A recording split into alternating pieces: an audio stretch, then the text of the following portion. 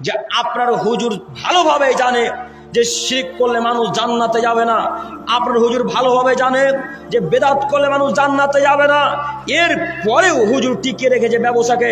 একটু আপনাকে বলি, আপনার হুজুর কি জানে না যে এই করলে শিরক হয়, ওই করলে শিরক হয়, এই কাজ করলে বেদাত হয়?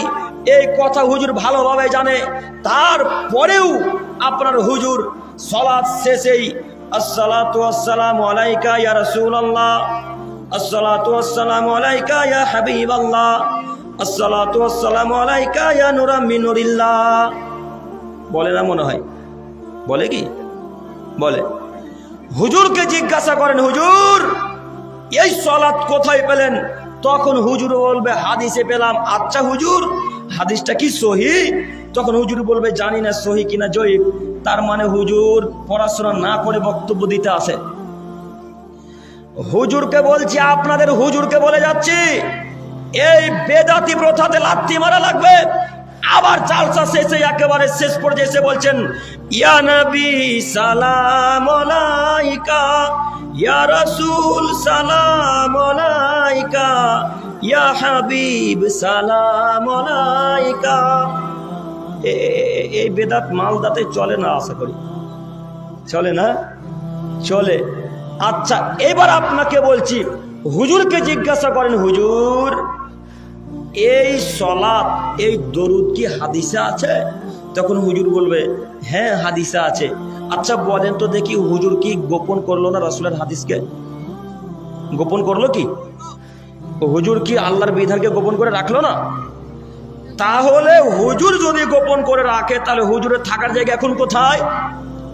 জাহান্নাম। আপনার হুজুরকে আবার বলে যাচ্ছি, ও হুজুর আপনাকে আবারও বলে যাচ্ছি, যদি বুকে এতটুকু দম থাকে, আজকে মালদাতে আমাকে বসিয়ে রেখে বলেন যে আব্দুল করিম ভাই এখনই থাকেন, আপনার সাথে এখন ডিবেট হবে। ইয়া নবী সালাম আলাইকা বলা জায়েজ নয় মানে, আসসালাতু ওয়াসসালামু আলাইকা ইয়া রাসূলুল্লাহ বলা জায়েজ নয় মানে, যদি প্রমাণ করে দিতে পারেন জাতির সামনে জিন্দেগি তার বক্তব্য রাখবেন ইনশাআল্লাহ।